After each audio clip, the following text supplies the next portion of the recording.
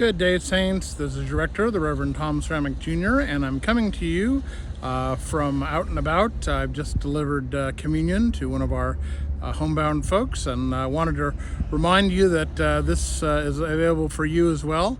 If you're homebound and or otherwise can't make it to church on one Sunday or a number of Sundays, I can come with communion and bring that to you, and we can have a time of prayer and catching up to do and whatever you want to do. So feel free to give me a call or send me a text or send me an email, and we'll put this together. The one I'm doing right now is a monthly. We've established a monthly schedule, so we can even do that if you find yourself long-term homebound. And it is a beautiful 85-degree sunny day here in Hillsboro, and so I'm enjoying being out and about, doing a little sweating here and there, but also wanted to invite you to come and join us on Sunday, as we normally do, celebrating the Eucharist and celebrating one another and celebrating God's love for us, and also hoping and praying that we're able to love one another. And that's actually the subject of this coming Sunday's gospel passage. And that gospel passage has Jesus saying, "I come not to bring peace to the earth, but a sword," and to set a mother-in-law against her daughter-in-law and a father against his son. And that seems kind of strange to us coming from the Prince of Peace. And so that's a challenging gospel passage to struggle with, but I think when we look at Jesus and look at what he's up to in the Gospels, Jesus is not always a peacemaker. He's not always a go along to get along kind of guy.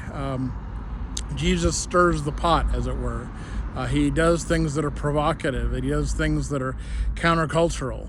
And he doesn't do those things just to stir up trouble.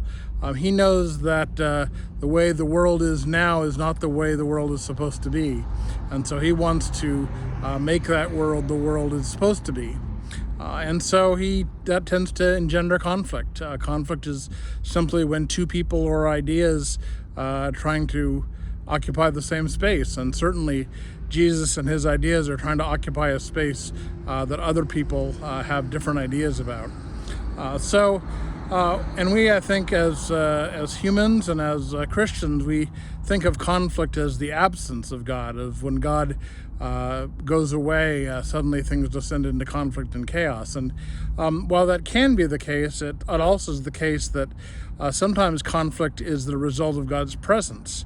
And so as we struggle to deal with conflicts with God, conflicts with each other in the church and in society, it's worth knowing that God is not absent from those conflicts, that God is with us and God participates with us, but that we are called above all to love God with all our heart, mind, soul, and strength, and to love our neighbor, which is everyone else, as we love ourselves. So it's worth thinking about and praying about how we best can love, especially the ones that are difficult to love, and how we can best get along with one another so that we can glorify Christ in all that we do. That's it from here. Enjoy the day, enjoy the week. Show up, come join us on Sunday and for church and coffee hour, and look forward to seeing you soon. Bye.